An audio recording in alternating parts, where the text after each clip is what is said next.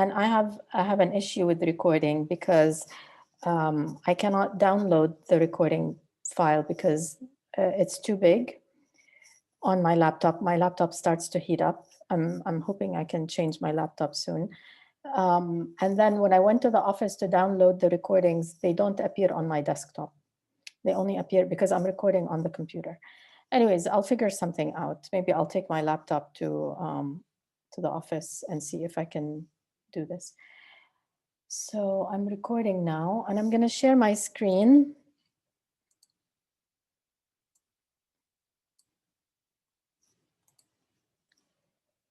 Okay, let me minimize this a little bit. No, why is it this way? No. Oh, okay. Okay, this is good. Okay. Are there any questions about, do something here. Oops. Are there any questions about the assignment before we start, just in case we don't have time at the end, about the first paper?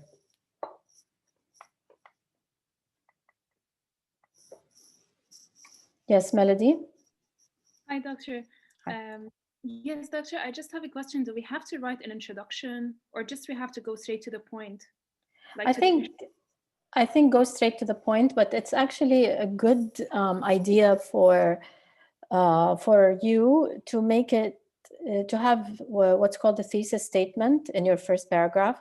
So your first paragraph should not be like a generic introduction, or, I mean, don't feel obliged to write something at the beginning to sort of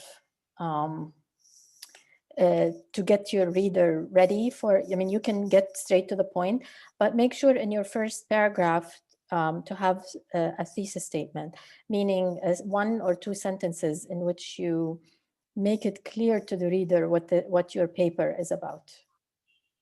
Okay, thank you, Doctor. So that's very important. I already received a question about whether you should use all the 3 quotes or just 1 or 2 of them. It's better to actually try to analyze, not to analyze. I mean, I know that most of you are taking the qualitative health research now, or no, you have taken it, sorry. But I mean, you don't have to like formally analyze, but I think it would be interesting that you use at least 2 of the quotes and preferably all 3 to basically to make your point in the paper. Okay. Thank you Doctor, so much. but thank you. Doctor? Yes.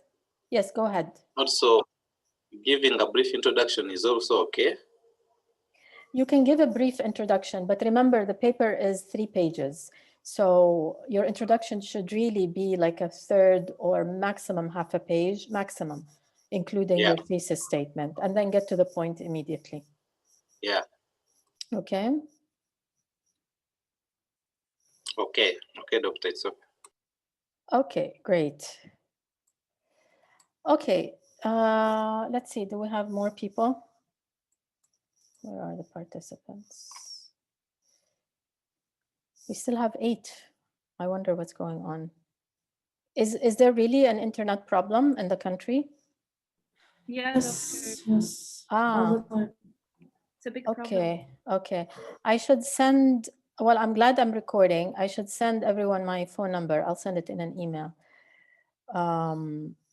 Okay. So, I mean, my phone number is just to let me know that you're having internet problems. So let me start with just rearrange things a little bit and start with the trivia, the information about, I mean, we used to do, I used to give you some very basic information about tea, but I thought for those of you who prefer coffee over tea, I thought we say something about coffee today in like 1 minute. So does anybody know why coffee from Yemen is so expensive? Or do you know that coffee from Yemen is very expensive before you ask why? So if you go to any coffee shop where you buy coffee beans, the Yemeni beans are the most expensive. They're like at Cafe Yunus, for example, they're almost 200,000. Their production has decreased over the recent years. Okay. And they use organic coffee beans only. Okay. So the production has decreased, and they use organic. Why has the production decreased? For a simple reason, the Yemeni farmers they are started to replace coffee plantation with the cart. Yeah. So unfortunately, once they start with planting the cart, the soil becomes polluted. It won't be good to produce coffee in the future. And for a certain reason, they thought the cart is more profitable than coffee. And right. So even though coffee is still very expensive, qat is more expensive. They sell it, they get more from it. That's one reason. And that's actually one reason why Ethiopian coffee is, there's less Ethiopian coffee on the market, because they're in Ethiopia, they're also planting qat. But there also, another reason is that it's actually very high quality coffee. And the fact that it's grown in very high mountains. It's grown on top of mountains, and the weather in high mountains is generally dry. So then what ends up happening is they get small yield. They have less plants because there isn't a lot of water. And then they get small yield of coffee. And until this day in Yemen, maybe fortunately, the big corporations that make coffee, like Nestle and other corporations that make coffee, have not gone into Yemen and put their hands on land and plantations. So people in Yemen still follow traditional agriculture. So for example, they grind the coffee in millstones that are operated by camels, for example. So they produce a lot less coffee, and anytime there's a lot less coffee, it's more expensive. Sarah, are you still with us? Are you with us, Sarah? No? Okay. So Sarah had a problem with the... so the more expensive coffee is Kopi Luwak. Yeah, and we can talk about that next time. It's very interesting coffee. You have to be brave to drink it. It's coffee that an animal eats, and then it's fermented in their stomach, and then it comes out with their feces. And then basically they use it, they get it out of the feces and use it, and basically roast it and use it.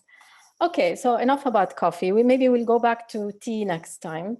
But I guess not all of you like tea, so we can start alternating. Okay, so we'll start with class. I asked you if you remember, I think the second week of classes, and can you believe it? It's the 6th week today, the 6th time we meet. My question was, what causes HIV/AIDS? And I had given you a poll where I forced you to select one of the two. Is it not using a condom during sexual intercourse, or is it sexism, poverty, and oppression? So now you're not forced to select one of the two. What do you think? You can give me an intellectual answer, not like a selection. Okay, Mahmoud raised his hand, but let me get, okay, Zaina, and then I'll come back to you, Mahmoud. Zaina and Reem. Yes, doctor. Yeah. I think both of them cause HIV/AIDS. The direct cause may be not using a condom during sexual intercourse, although it can be transferred by sharing needles and the blood. But this is one of the main direct causes. But it also has indirect causes like sexism, poverty, and oppression. They also lead to HIV cases indirectly. Okay, okay, great. Thanks, Zena. Reem, you want to add something to that? Yes, I want to add to Zena that before thinking about what are the causes of HIV and AIDS, we should see the context and then we decide based on the location, on the geographical location, the cultural and the socioeconomic status of these peoples. Okay. In addition to Zena points. In addition to what? Zena, what Zena said. Okay, okay, good. So the importance of context here. So what Zena said is that it is caused by not using the condom or even sharing needles, but then it's also caused by the more like broader factors like sexism, poverty, and Reem. I think what I understood is that you refer to those as the context as well. Okay, Melody, and then we'll go back to Mahmoud. Melody? Yes, I just wanted to say also based on Zena and Reem, that sometimes like people, they know that to prevent HIV, they have to use condom, but they cannot use the condom because of these factors. So because of poverty and oppression and sexism that actually constrain or limit their, the accessibility to condom use or their ability to get it. Yeah. Okay. So at the end, the behavior is also constrained by other things. Okay, Frank. Yeah. Also to add the voice on the so when you look at the countries that are affected most by HIV, you can look at them as these countries that are like marginalized, the countries that do not have that are affected by poverty, a lot of oppression, and all that. That is social context. And to me, I think the biggest cause of HIV/AIDS is majorly on the structural part of like how the countries are structured. And when you look at these countries that are highly affected, first of all, there is gender inequality, there is high rate of poverty, there is too much oppression, and then if they know that they are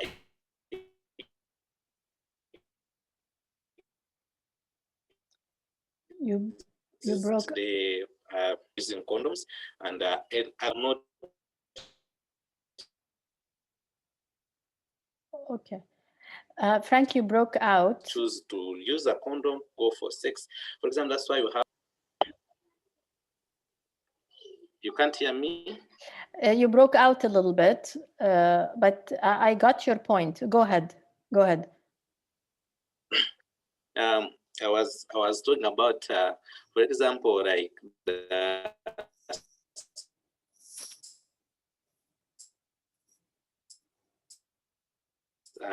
commercial sex workers of their lifestyles. I know they do not have money, so they go in for sex. And there is sometime when I read a story about commercial sex workers, they do not actually ask for condoms because those who buy them to use them for sex IV. That was from most of those ones who had it. Okay. Frank, you're breaking out actually, but I got your point. Sexism, poverty, oppression. Okay, I got your point very clearly. So what you're saying is that if you look at countries that have high rates of HIV, then the factors, the causes of HIV are related to sexism, poverty, and oppression. And then at individuals, there are individuals who cannot control or who cannot use a condom in certain contexts for a number of reasons. It's not about whether they want to use a condom or not. Okay, thanks, Frank. So Mahmoud, you want to add to that? I don't think I can add anything else because They have pretty said everything. Okay. But as a simple model, I would say that yes, HIV/AIDS is an undesirable outcome. It's caused by a behavior, a direct behavior, and this behavior cannot be corrected immediately. We have to look at the broader picture. Okay. Could it be sexism? Could it be poverty, oppression, and so on? Okay. Okay. Great. Towards the end of the semester, we may talk about the difference between what causes a health outcome in an individual versus what causes a health outcome at the population level, and they are very different things. So, not using a condom during sexual intercourse is the proximal factor that determines the risk of an individual to HIV/AIDS.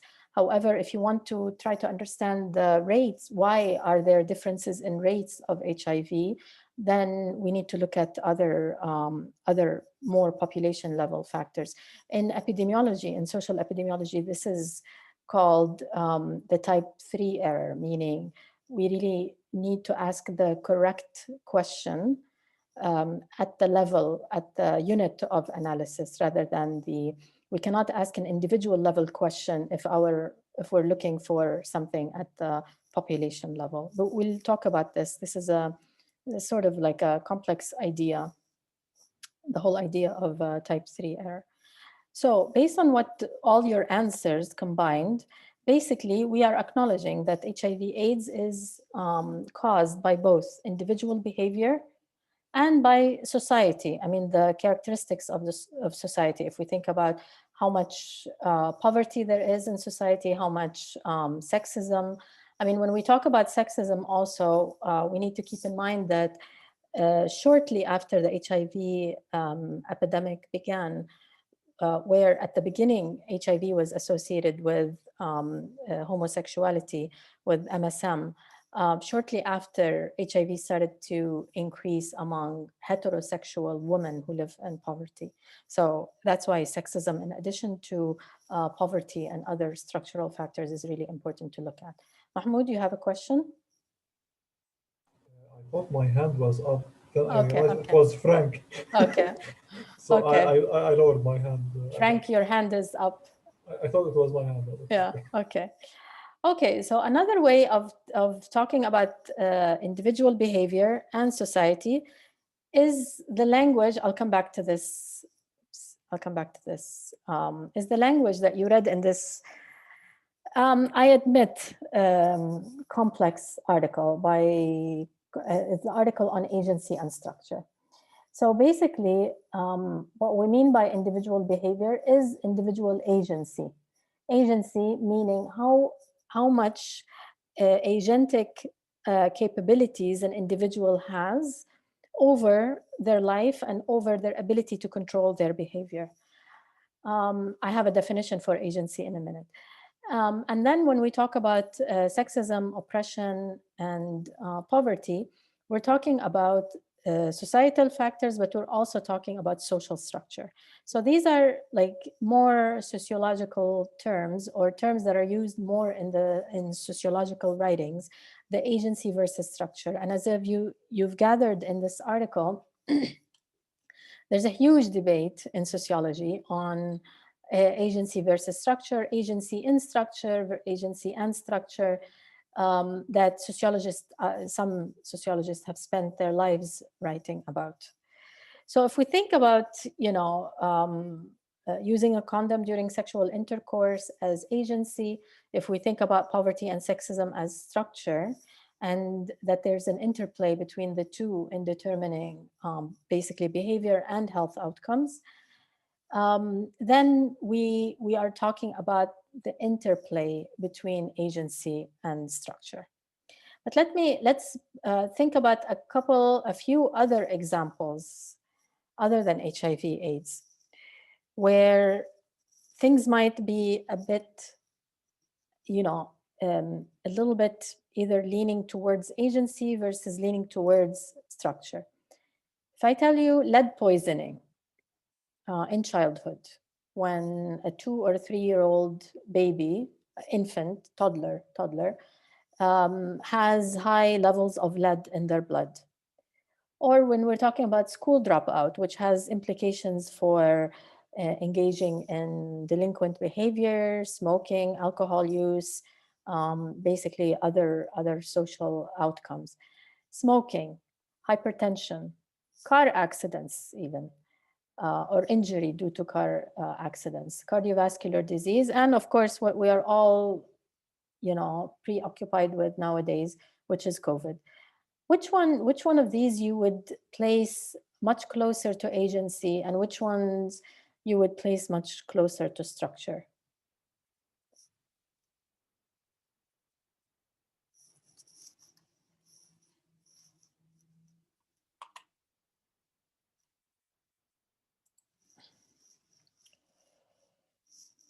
Hello, Doctor. Yes. From my side, I think without falling either side, I think I can, for cardiovascular diseases, I think I can put it on the side of agency without considering the other factors, but majorly individual behavior. Did you say cardiovascular disease? Is that what you put closer to Yes. the agency, cardiovascular disease? Okay. Yes, Doctor. What about hypertension? Why cardiovascular disease, not hypertension? Okay, I just chose one, but I would put cardiovascular disease, then hypertension, and smoking. Okay. Yes. Okay, good. Others? Where would you, which one you would put? I saw another hand. Melody and Fatima. Melody and then Fatima.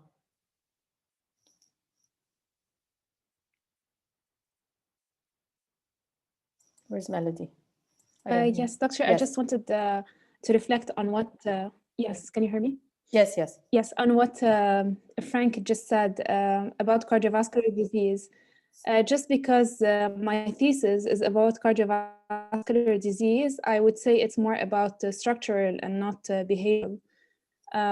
Because there are like a lot of factors that actually lead to cardiovascular disease. And between those factors, we can think about socioeconomic status, we can think about the access or the ability to afford drugs, and to be able actually to be adherent to the medication that they are taking. Also the affordability to access the healthcare centers or to pay for hospitalization. So I would say it's more about structural. Okay. It is actually a result of individual behavior. Yeah, but actually I would say it more of a structure. Okay, so 2 points of view. One, closer, cardiovascular disease is closer to agency. One, cardiovascular disease closer to structure. Okay, Fatima. Hello, Doctor. Hi. First, I think that a high percentage of lead in the blood of an infant is purely structural. Okay. It has nothing to do with it. But most of the health issues that you presented are a combination of both. You know, Okay. even smoking, we can't just say it's an agency because we're disregarding all the conditions that the person is living in and affecting his choices. Okay, great. Good. Any other answers to this? You don't? Okay. Yes, Mahmoud. Just to comment on the childhood lead poisoning. With children, the agency has nothing to do with the child. It has to do with the parents. And sometimes the parents, they have choices in terms of what's healthier versus what's not for their children. Okay. Like I give you an example of milk bottles and BPA, which is another chemical that is being a concern for children. Okay. A parent can choose either a glass bottle or a plastic bottle or a BPA-free bottle. It depends on the agency. And again, I think for whatever problem we are talking about, it's about the interplay between the agency and the structure. It has nothing to do with the agency alone or the structure alone. Okay, great. Okay, last 2 comments from Jana and then Isaac. Yes, hello, Doctor. Hi. Actually, I just wanted to say what Mahmoud just said about the fact that usually it's always a combination of both, except maybe for children or like really, really at young ages, like the individual does not have his own they can't take their own decisions, and they are highly influenced by their parents and the environment they live in. Okay. So in such cases, maybe it's more structural than individual than agency. So yeah, that's it. Okay. Thank Great. you. Okay. Thanks. Isaac? Yeah, I think I agree with the colleagues that it's a combination of both. But I think for me, for the road accidents, I see it to be more of the agency in the sense that structurally we might have like, let's say, poor road infrastructure, but mostly like in most, even in the low setting, you'd see that there are road signs, and mostly like when you look at the literature that is there, you see that most of the people like accidents, maybe they're based due to maybe reckless driving and the like. So for me, I would put it in the continuum, I would put it more of the agency, while also admitting that structured issues might be there. Yeah. Okay. Okay. Great. So in general, what I hear from you is that it's very difficult. It's a combination of both. If you look at lead poisoning and children, you know, yes, of course, children, they didn't have a say in it. So it's more structure. It depends on where the children live, the income of their parents, whether there's lead in the paint or the pipes in the housing unit where they live. And sometimes things like smoking and car accidents, we tend to think, oh, it's the reckless driving. It's the person who chooses to smoke. So that's closer to agency. But for the other things, we tend to be more sophisticated and think, okay, at the end, it's the individual behavior, but what are the things that have led all along to this behavior manifesting? I hope that whatever you are working on, whatever health outcomes, whether it's cardiovascular disease, vaccination, any of you who are, you know, first year and are selecting your, basically next year you will select what you work on for your ILE or practicum. You will always keep in mind that there are no easy, there's no easy answer, or it's very difficult to say it's one thing. But we need to basically live with complexity. We need to think in a complex manner and really try to understand the interplay between the agency and the structure. So what we have in the article that you've read is basically this debate and this sophisticated analysis based on literature on basically this interplay between agency and structure. Just to be clear, and these are quotes. I use quite a bit of quotes from the articles today, although I encourage you in your papers not to use quotes unless it's really, really important to use a quote. Otherwise, you need to write in your own words. So agency is a process in which individuals, okay, let's just say very briefly, individuals critically evaluate and choose their course of action. That's very, very quickly what agency is that individuals evaluate and choose how to behave. Okay. However, how does this happen? It happens through this individual thinking about their past, okay, thinking about past experiences, what they've been learning all along through observing society, through engaging in certain behavior and watching what happens, you know, after they engage with this behavior. So learning influenced by their past and then oriented towards their future. So the person is thinking about the past experiences and evaluating how to behave based on their past and these experiences, but also thinking about what they want to happen in the future. And it's a mix of all of these things that basically determine their course of action or their behavior. So agency is not something static or something that drops on the person. It's really, again, it's very similar to what we have been talking about in terms of the theory of planned behavior or the health belief model. It's a cognitive process. The individual engages in this cognitive process where they think about their past experiences, they evaluate what they want to happen in the future, they think about their present circumstances, and based on these things combined, then they select their course of action or their behavior. Okay, so that's a process, and it's a cognitive process. Structure is then a set of mutually sustaining schemes or settings and resources that either allow the person to enact agency or they constrain that person's agency. Okay, so it's mutually sustaining systems and resources that empower or constrain social action. Social action meaning agency. I mean, these are different terms. Agency, social action. If we want to simplify things, it's, you know, we can use the term behavior. So individual behavior, which is constrained by systems and resources that the individual has. And this system and resources then either allow the person, empower the person to enact behavior, or constrain that behavior and disable it and don't allow the person to engage in it. Okay. It's a handful, but we'll have some examples now. I hope that a couple of examples, I hope that they will help. Okay. So what is the relationship between agency and structure? You can think that it's a mutually constitutive relationship, meaning agency influences structure, structure influences agency. We tend to think more, particularly those of us who are trained to think about the ecological framework or the ecological model, we tend to think more that things happen from the bigger to the smaller. So we tend to think that structure has a stronger influence on people's behavior and agency. Okay. Now, however, sociologists say that this relationship is mutual.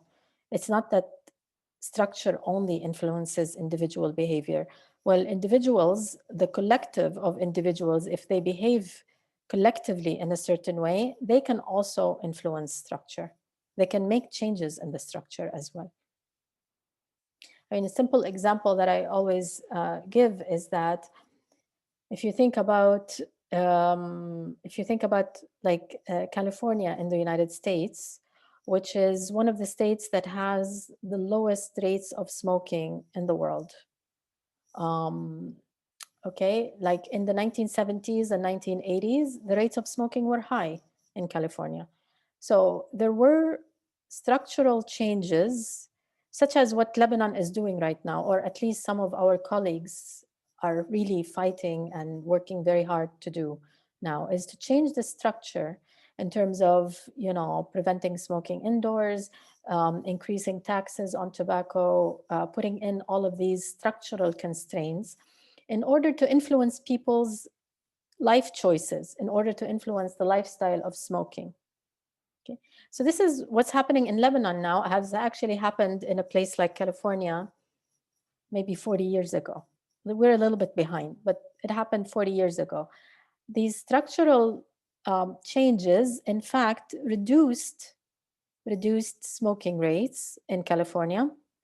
But then as smoking rates went down, then there was sort of like a loop where it became socially unacceptable.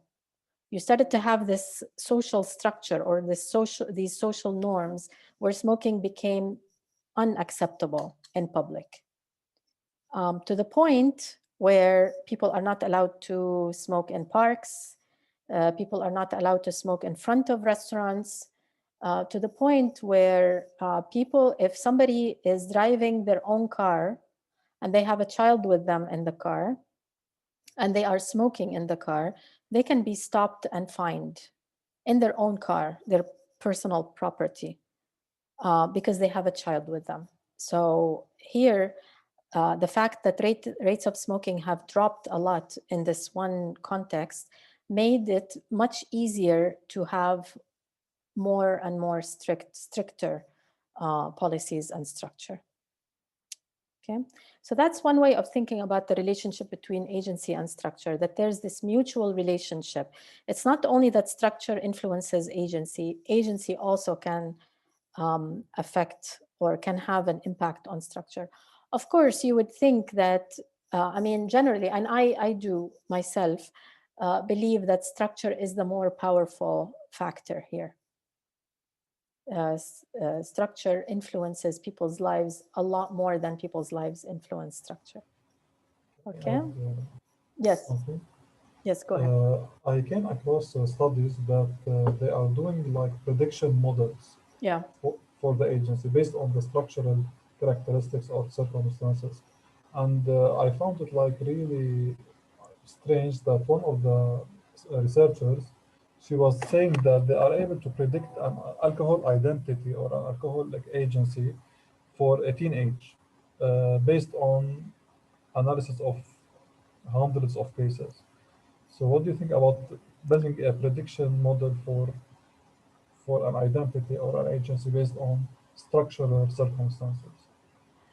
So this is something that they do in big data. I don't know a lot about this, but for example, in like analyzing, let's say in a large country like either India or the United States, where the population is huge, or even in China, you can basically, based on data that you have right now, you can build these predictive models to try to predict, let's say, a high school student, let's say a 16-year-old in India, whether they're going to use alcohol or not, or whether they're going to drop out of school or not, based on structural factors, based on where the school is located, based on the resources that the school has. And my understanding is that they do this with big data. Like they need to have millions, like 2 million cases in order to do this. And they can predict. I mean, it's not, of course, it's not precise, but they can say this 16-year-old in this school, in this area, with the type of resources that school has, their chance of dropping out of school is 80%. Whereas this other 16-year-old in a private school in this other area, and maybe they look at characteristics of the parents or other things, their chances of dropping out of school are only 5%. So yes, they are doing these things. I read a couple of things about teen pregnancy, for example, or early marriage, the prediction of these events based on structural factors. I'm interested, I don't know much about it, but I would be very interested in it, because one of the things I'm interested in is also thinking about trajectories and whether we can predict whether a girl gets married early or not, based on characteristics, her own characteristics, but also parents and also school related characteristics. It's interesting science. Okay, now the other model, the first one is that the relationship is mutual and constitutive. The other model is that agency is in structure, that agency is part of structure. We look at it as a component of structure. So agency or individual's behavior is part of this larger structure, and the structure is both physical, it's social, economic, but it's also it's economic, political, but it's also social and cultural. So the structure in many cases is about cultural norms, not only about economic conditions. And that agency plays an important part in it, and it's part of it, but it's indistinguishable from it. It's not that it's outside and it has a relationship with it. It's part of it. Okay. Okay. So here, what this article on agency and structure argues is that there is a dialectical, reciprocal, or a dynamic or mutual relationship between life choices and life chances. Again, these are, again, terminologies. So if you think individual behavior is agency, is life choices. Okay, these three terms capture similar underlying ideas. On the other hand, social factors are structural factors and are what Weber and other sociologists have called life chances. So these are terms that are used to basically describe similar constructs. And there's a difference between life choices and life chances. So not the difference, but life choices is one thing and life chances is one thing. Life choices reflect the agency of the individual making a choice and deciding basically what behaviors they want to engage in. And life chances are more the structures that surround this individual and determine their ability to make these choices. Okay. Now, both the idea in this article is that they operate in tandem, meaning they work side by side, they influence each other, and they influence the individual themselves, himself or herself.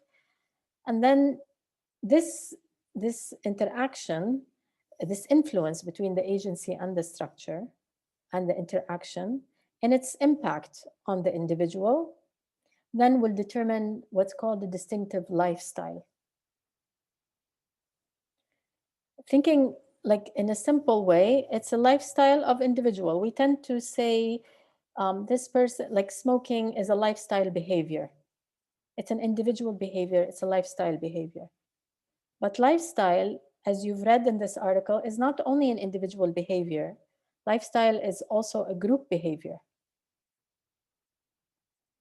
So you can, for example, talk about the smoking lifestyle in whether you're talking about Egypt or Jordan or India. There's a lifestyle associated. There's a group lifestyle associated with smoking.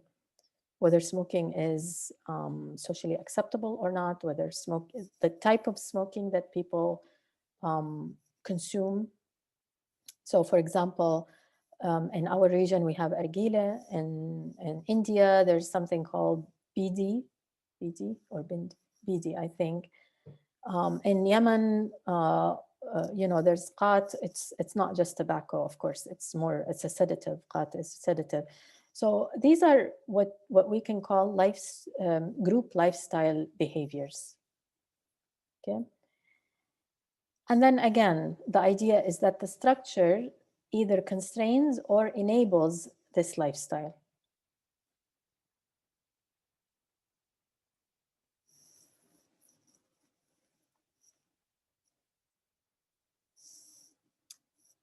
Okay. It's okay if you think you're grasping these ideas and you want more time, and it's okay if later on you go back to this article and read it again, because it's not easy. We're particularly in public health, we're trained to read things that are, where we try to simplify in order to move ahead with like health interventions or to interpret the results of studies, and having a sociological reading that basically presents everything in a complex way that needs to be read more than once. Okay. So whereas structural influences have a significant effect on health lifestyle practices, there are situations in which structure can be so overwhelming that agency is rendered ineffective. Okay, so we have to accept this. If we are in the field of health promotion or in nursing or in nutrition, we do always need to consider agency. And we do always need to not like give up and say the structure is not conducive and behavioral change cannot happen. Absolutely. And in fact, in like feminist theory, which you will read about later in the course, agency is a very important concept. And in some cases, ignoring the agency of individuals or rendering them or stripping them of their agency and rendering them helpless is offensive. And it's in feminist theory, for example, it's perceived to be like colonial feminism, where a group is said to be totally helpless and needs someone from outside to come and help them. Anyways, that's another a bigger issue. Okay, so in the majority of cases, we have to give agency basically enough attention, and we have to take it into account, absolutely. And we have to understand it, and we have to be able to work with it in our work in health promotion. However, we have to also realize that there are certain situations where the structure is overwhelming, the structure is very strong, that agency is ineffective. Can somebody think of examples for this?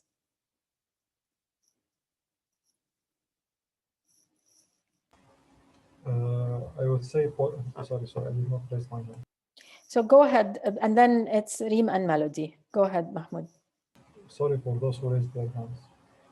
Sometimes policies are not in favor of a certain behavior.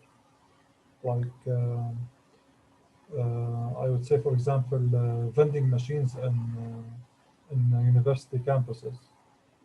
Sometimes there is the vending machine, you are obliged to use it, but there are no healthy options to choose from. Okay.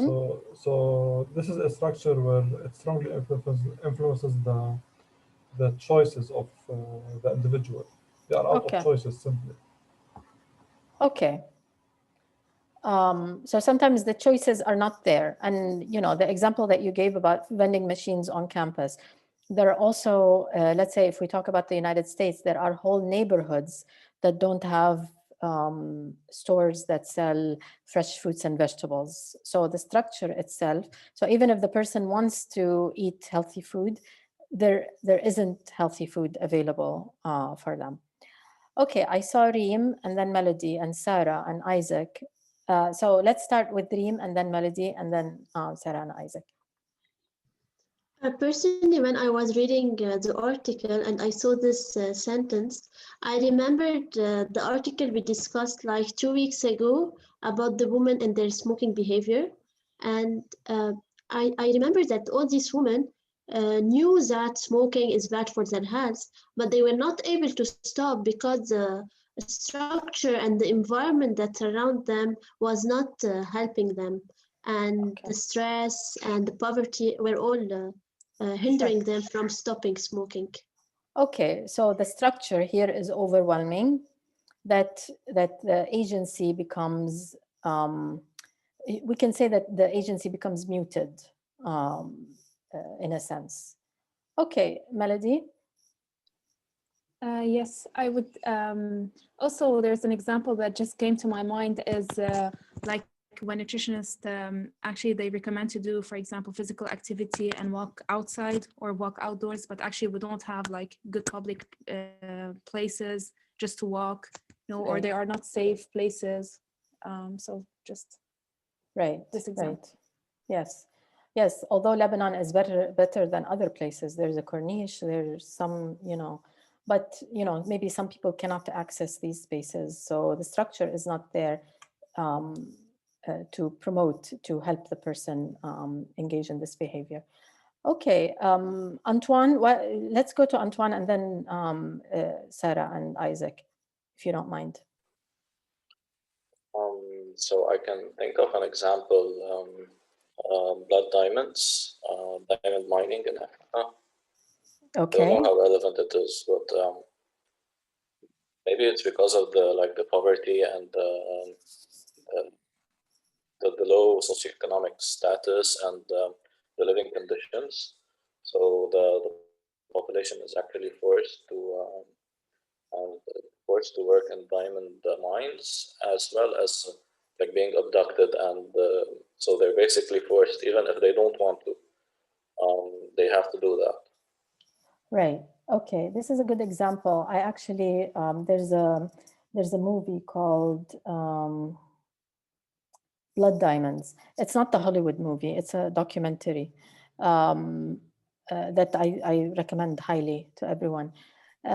So in many cases, particularly when children are abducted and they're forced into certain type of labor, like the diamond mining or even like on chocolate plantations, in Latin America or in other countries around the world, that you can think here in this context, structure is overwhelming, and it's very difficult, like for a child or even an adult in these circumstances, to make a decision to get out of engaging in this type of labor. Absolutely. Okay, Doctor? Sarah? Yes. I just wanted to say about the Blood Diamond movie. I also recommend it to all. It's really one of the most amazing movies I've ever watched. This is as a way just to increase awareness among people, to see how other people are actually living. Yeah. So yeah, this is really yes, absolutely. It really shows how the structure. It's a good example here. Yeah. Yeah, it's also you're talking about the documentary as well, not the Hollywood movie. Yeah, the movie. No, it's a movie actually. It's called The Blood Diamond, and they saw how the things are actually done in Sierra Leone and other countries. Yeah. Okay. Yeah, absolutely. Yeah. Okay. Yes. So there is this movie, Hollywood movie, but then there's a documentary called Blood Diamonds. And the documentary is also excellent because the documentary actually shows the involvement of European countries in the war, basically the war economy in some of the countries that have diamonds, and how, in fact, we're getting off tangent here, but how, in fact, in some cases, even merchants that are connected with governments in Europe would bring airplanes full of weapons, not even cash or money. They would come in with airplanes full of weapons and exchange them for diamonds and take them back to Europe. And of course, in Europe and elsewhere, diamond is considered to be a rare stone. And of course, it's one of the most expensive stones. Although it's basically mined by children and people who are in basically bonded slavery in some ways. Okay, that's a heavy thought, but yes, I highly recommend that you watch this documentary when you have time. So, Sarah? Yes, doctor, can you hear me? Yeah. So I wanted to add to the Blood Diamond movie, there are also I don't know if you heard about it, the cocoa industry. Yeah. In which also European countries are involved, and like kids are trafficked and are obliged to work in these settings. And I also wanted to share like a personal experience of when I used to live in AUB dorms on campus. Okay. That was before COVID, of course. And I used to have a good lifestyle, more or less. So I went to the gym, I ordered a bundle of healthy food delivered daily to my dorms. And I used to exercise a lot. But when I moved to my hometown, all these, I don't know how to say it, facilities. Yeah, like the disappeared. gym. So I found it very hard to even go for a walk outside. So and even in my hometown and my family specifically consume a highly fat dense food. So they are used to eat lamb meat that is highly fat, that contains high amounts of fat. And I found it very hard to cook my own meal and find myself detached from the regular meal. Is the walking gender related? Is it like your inability to go out and exercise related to your gender as well? Yeah, actually, it's more like safety related, not gender. Yeah. Okay. Yeah. Okay. Yeah. So absolutely, the environment. We can think about eating nutritious food, exercising. Absolutely, the environment is very important in terms of facilitating the individual behavior, for sure. Okay, thanks. Isaac? Yeah, I think there's a project. I think the other time I shared about this. We are working on child marriage. Can you hear me? Yes. Sure. And I think one aspect of the project was to empower girls through mentorship. So that they have like the life skills to be agent enough, to have the sense of agency and make good decisions. Yeah. And yeah, but I think after a year, when we were kind of like evaluating the project, we saw that instead of us like having changes, like seeing like a lot of girls being retained in school, we still had those issues. And then when we got deep into the structure, we found out that there was a practice, the doorway practice, which was pushing these girls to air fast, or rather to get into marriage. So apart from like the agency, we still found out that I think the structural factors were so strong. Even when there was a policy passed to say to ban child marriage, they said to say marriage should be at 18. With that positive policy framework, still more we had witnessed girls still getting married early. Yeah, sure. Yeah, absolutely. I mean, and if we want to think about early marriage, I mean, in a context, if education is not accessible, education for girls is not accessible, it's very, very difficult to work on early marriage, no matter how good these empowerment programs are. If the girl is not in school, her risk of early marriage increases dramatically. And in many cases, it's not even forced marriage. It's actually, I wouldn't say that it's a decision on behalf of the girl or by the girl, but it's something that happens because there are no other options, and the girl cannot stay in school. Okay, good. Last comment by Dana about example where the agency is rendered ineffective. Hi, Anna, actually, I wanted to comment on the healthy eating or exercise. But as an example, I think probably everything that's related to our environment, factories, pollution, is something we cannot like really control.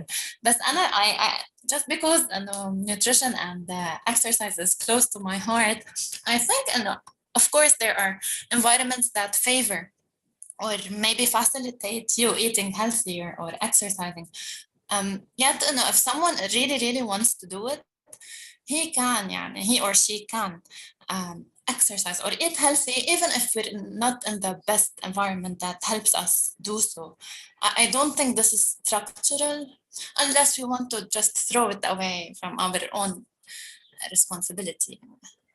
So agency is important in this case, but also agency has limits. So if somebody wants to go out and exercise outdoors and they feel it's not safe, and Jana was talking about the context here, not Jana, I'm sorry, Sarah. Sarah was talking about the context in her town. But then you can think about other places, even in the US cities, where really women feel unsafe walking on the street. So how can they exercise outside? So their agency is really impacted negatively by the structure. And healthy food, I think I always think about Lebanon and how much the environment influences agency in terms of eating healthy, because it's very different than other contexts. Healthy food, at least for most people, is readily available. However, again, there are other contexts where there's a term called healthy food deserts, meaning that there are people who live in neighborhoods where they literally cannot access fresh fruits and vegetables. They can't, unless they drive for half an hour or 45 minutes to another area. And then there are all these other barriers to this. There are also climate issues and geography-related issues. So, for example, there are girls in some countries who, like particularly girls of low socioeconomic position, who have higher rates of anemia because they don't have access to certain foods, because the diet in that country is based on carbohydrates, for example, and they don't get enough meat or vegetables. Okay, Good. That's yeah, these are that one last thing. I just want to say, no, sorry, and I don't mean, no, it's not a personal issue, and I felt mean أو هيك. Just, no. I'm just expressing it. I'm sorry. No, it's not about, it's different points of view. It's fine. Oh, Don't worry about it. Yeah. Okay. So this is a sort of conceptual frame that is presented in the article. And it's interesting. I mean, instead of going from left to right, it goes from top to bottom, where basically you have these constructs related to class circumstances, which are very similar to social structure in the previous model that I used the last few weeks. It's age, gender, race, it's socioeconomic position, basically, based on these demographic variables. Age, gender, race, and of course, class is determined by income.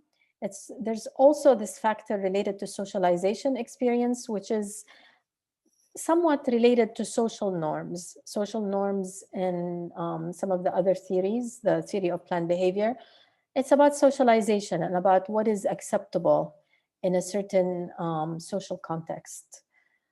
So these two things, the socialization experience, what is normative or what society accepts as normal and prevalent, is related to life choices or agency, the individual's agency, or determines agency.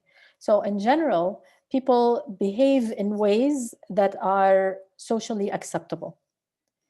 I mean, that's not 100%. There's no perfect correlation between behaviors and social norms. However, in general, the way we dress, what we eat, the way we talk to strangers, the way we take care of our parents, all of these life choices or behaviors are determined by what is socially acceptable in the context we live in.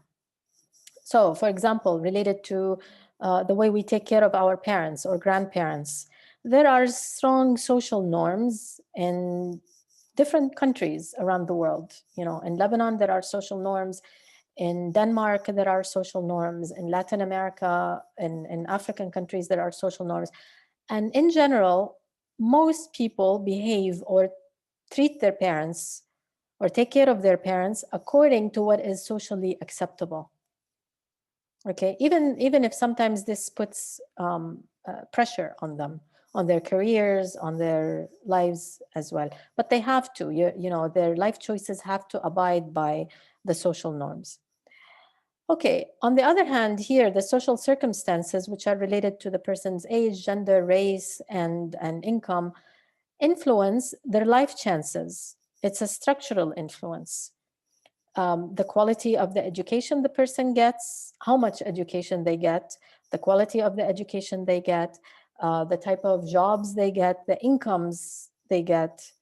All of these things are determined by structural factors related to class, in a person's class, or where that person is positioned in society.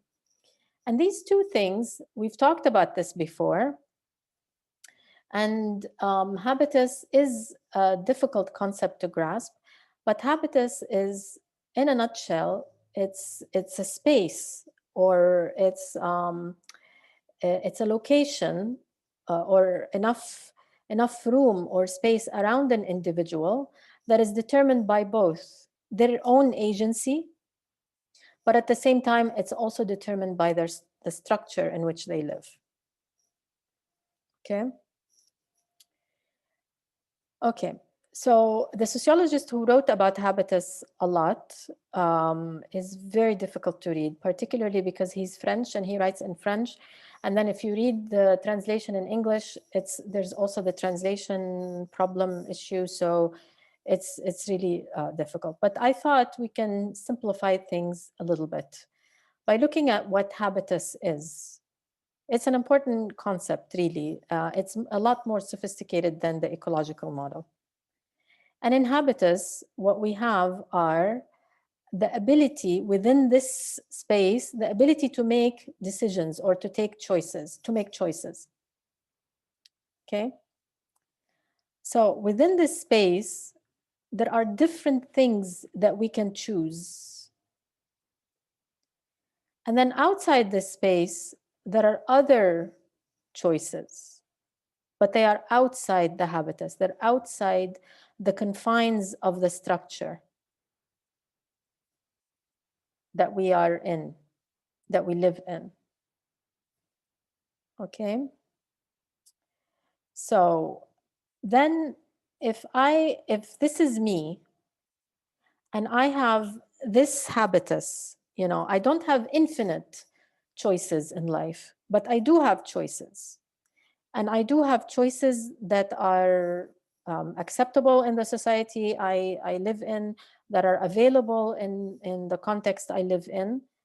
Okay, but they, you know, they are not necessarily limited. They can be limited sometimes, but they have to be within the social structure I live in. They cannot be outside. There are choices outside, but I cannot make these choices because they're not available to me. These choices, for example, might be culturally unacceptable. So I can dress in a certain way. I can dress as I can make a choice A to dress in way A. I can dress in way B, but I cannot dress in the manner of C because that's outside my habitus and it's culturally unacceptable. Okay, I cannot dress in the manner of D because it might be unaffordable. I cannot buy, let's say, a $100 shoe. It's not affordable for me. But if this choice here, choice A, is $20, it falls within my structural constraints and I can do it. Okay? So what Habitus says is that individuals have agency and have choices, but these choices are not infinite. They don't have any choice in the world. The choices have to be within the structural constraints they have.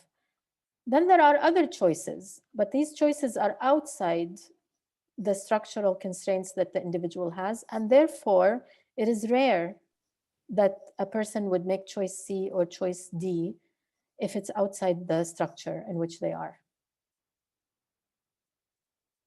Okay.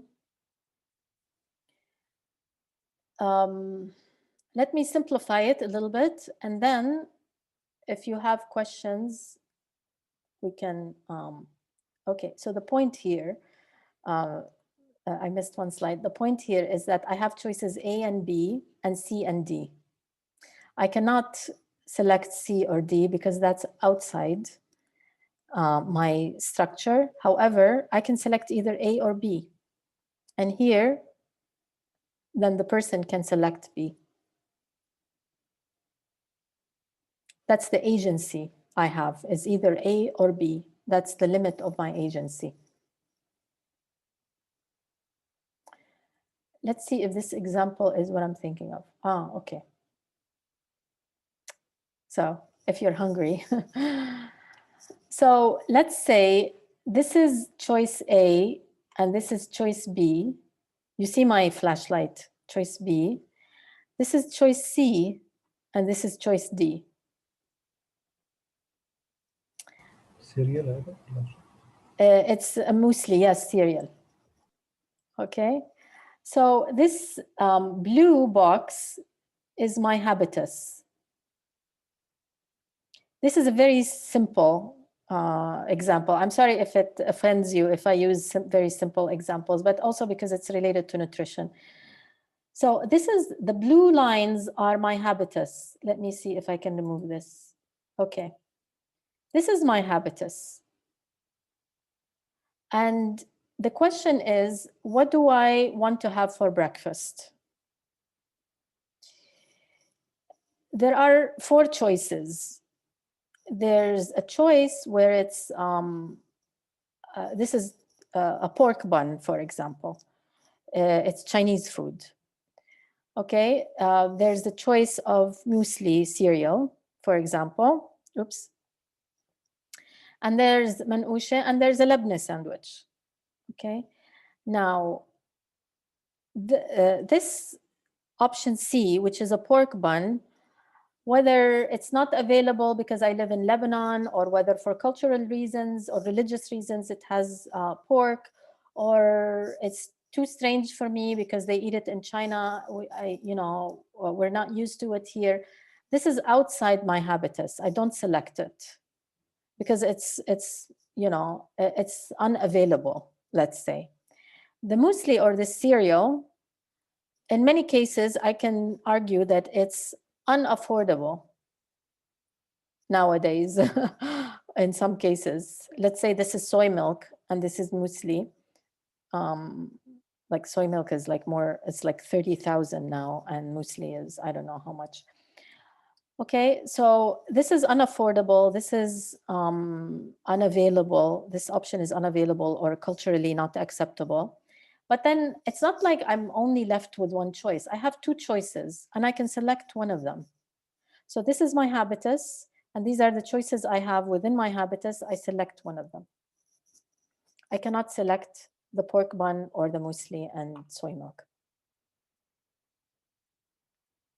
Okay, so that's an example, a simple example, just to show, what habitus means, to bring it down to earth, because the writings of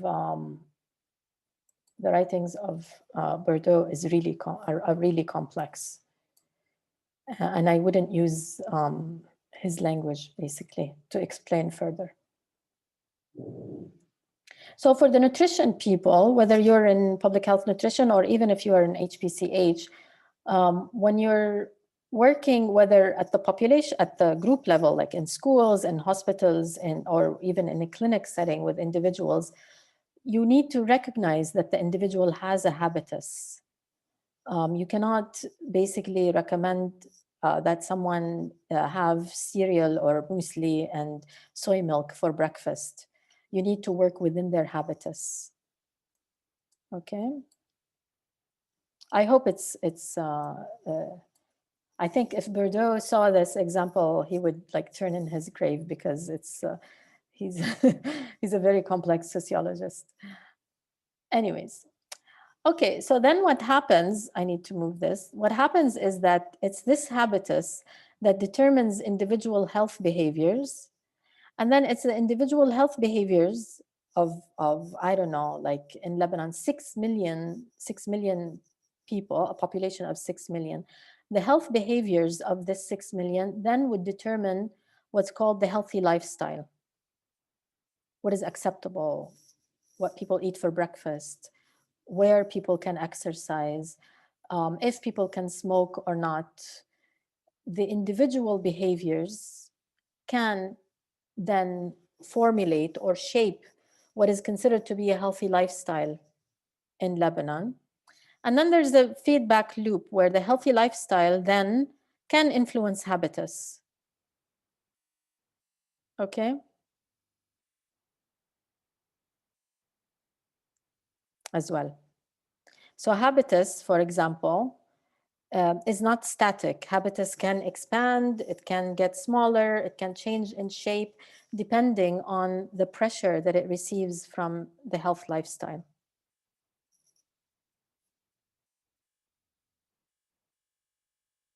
So we cannot say that there is a habitus in Lebanon today and then come back 10 years later and say that the habitus in Lebanon 10 years later is exactly the same as the habitus 10 years ago. Things change. Things absolutely change.